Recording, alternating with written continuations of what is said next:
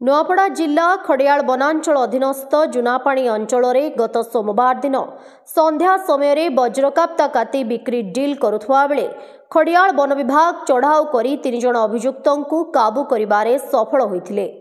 सेमानंकु अटक रखी अधिक पचराउचरा करबा सह बुधवार दिन 3 जण को कोर्ट चालाण करा जायथिबा खड़ियाल वनखंड अधिकारी अजीज खान एक सांबादिक सम्मेलन रे सूचना दैछन्ति।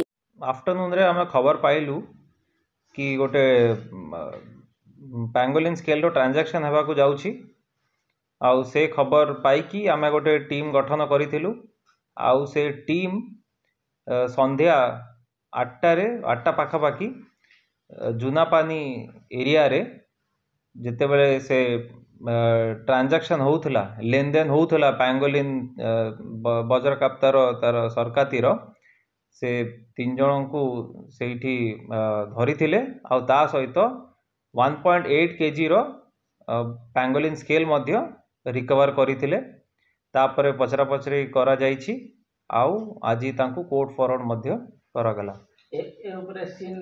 हाँ आज अराउंड 9टा-10टा बेले क्राइम सीन रिक्रिएशन मध्य करा जाइछि।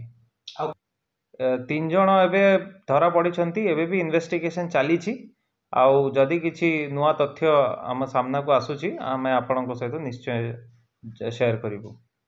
गिरफ अभियुक्त माने हेले सिनापाली थाना अंतर्गत सागुनभाड़ी गाँवर मार्कंड बाग बयस 68, खड़ियाल थाना अंतर्गत शमशेरपदर गाँवर लालमोहन तांडी बयस 59 और मोहुलकोट गाँवर बलराम भोई बयस 56 बोली सूचना मिली।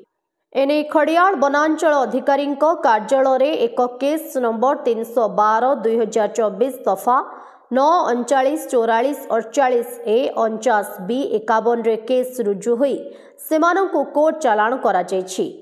अभियुक्त मानंक ठारू 1.8 किलोग्राम वज्रकाप्ता काती 350 खंड जबत करा जायथिबा बेले सेमानंक ठारू 3 गोटी मोबाइल सह एक स्कूटी गाड़ी OD 03E7105 जबत करा जायथिबा सूचना मिलिछि।